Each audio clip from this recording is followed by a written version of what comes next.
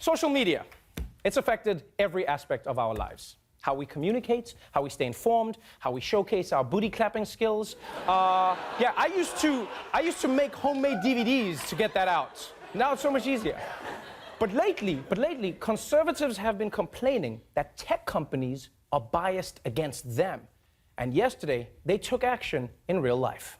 The Justice Department is looking at whether Facebook and Twitter are intentionally stifling the free exchange of ideas. Twitter CEO Jack Dorsey told a House committee his company is not censoring conservatives. Jeff Sessions doubled down and says he'll gather state attorneys general to discuss whether social media companies stifle conservatives.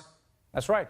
Jeff Sessions has announced that he's going to look high and low, mostly low, to find out if social media companies are censoring conservatives.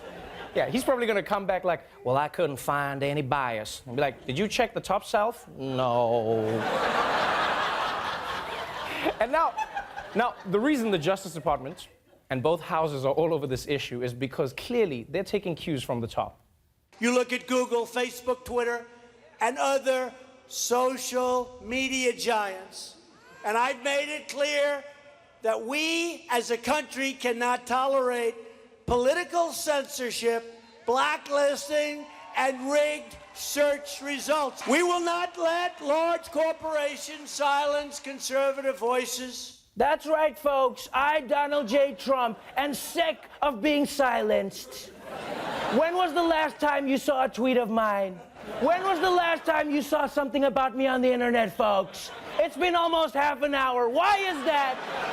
Is it because I've been up here for 30 minutes? Or because I'm being censored? Because I'm being censored, folks. Come on, get the out of here, man. How is the guy who became president because of Twitter claiming that Twitter is censoring him and out to get him? Yeah, like they're out to get him elected. It's like Superman bitching about Earth, like, man, this planet is holding me back. It's like, no, this planet is what made you. If you don't like it, Superman, why don't you just go home and be Kal-El the accountant? Oh, that's right, you can't go home because your home blew up. Sorry, I get angry when Superman shits on Earth.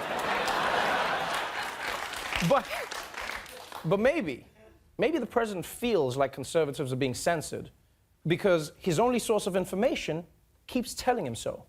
The tech giants are obviously politically biased against conservatives. No one really disputes that. You cannot have them dominating the information space only on behalf of left-wingers. Sometimes when you search my name, certain articles will pop up that are more disparaging and more negative, and 3 or 4 years ago instead of anything current. Okay, now, to be fair, I understand what the stale Prince of Bel-Air is saying. Sometimes Google prioritizes older negative stories. But that's not anti-conservative bias. That's just the internet, right? The negative stories get much more attention than the positive ones. Like, when I Google myself, the news is never about some cool joke that I told. No, it's always something negative. And I tell cool jokes all the time, all right? You never hear about the good stuff. For example, right? Today, I saved this baby on the way to work. But are you gonna see that on the first page of my Google search results? No, but if I do this, #1 news story on Google News. And I'm not even a comedian anymore. All of a sudden, I'm just a South African baby slammer. That's who I am. The internet is cruel to everyone. Everyone. But according to many people on Fox News, the only explanation for this is bias. I tweeted out a clip from CNN of James Clapper basically admitting that President Obama was the one who directed all of the intelligence agencies at the end of 2016 to launch an investigation into President Trump. So I tweeted out, it got no life. It got no life. And I know that's something that my followers and viewers care about big time. It got no life. So I'm just wondering, was I shadow banned? No. No, Maria Bartiromo, your post was just boring. And I'm not even saying that to be mean. We've all been there. Every one of us has posted something online that we were sure was gonna break the internet. Right? All of us had that one tweet where we were like, oh man, this tweet's gonna blow up. This tweet's gonna blow up. And you're like, should I say, no, not yet, not yet. Oh man, this tweet's gonna, oh wait, hold on. Hey, cancel all my meetings. I'm about to go viral. And then you're like, and then you hit send, And then you're looking and you're like, come on, anytime now. Anytime, all right, no likes, refresh, hold on, no likes, okay, hold on. Is the Wi-Fi working? No, Wi-Fi? Okay, I'll just like it myself and get it started. There you go. All right, 1 like. It happens to all of us. And look, I'm not saying there should be no regulation of tech companies, don't get me wrong.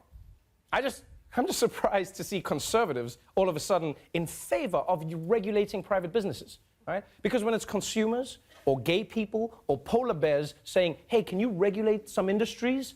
Conservatives are like, it's not the government's job to regulate private business. But then as soon as they feel like they're not getting enough retweets, suddenly it's like, we're launching an investigation. We've got to nationalize tech companies. Long live socialism! Bernie, Bernie, Bernie, Bernie!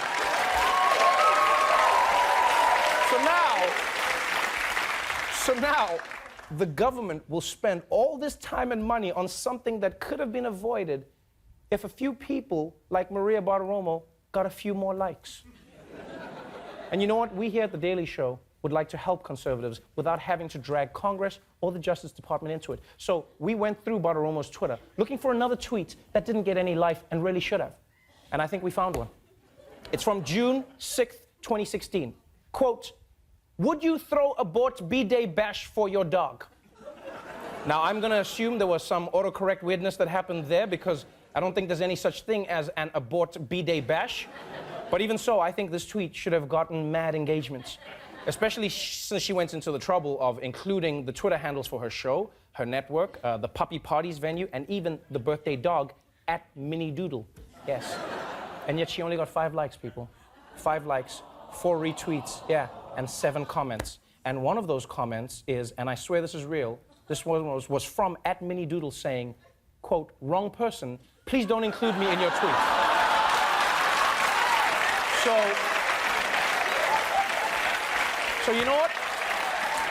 I've decided at The Daily Show we're going to give Bartiromo a hand. We're going to retweet this brilliant tweet to our own account at The Daily Show.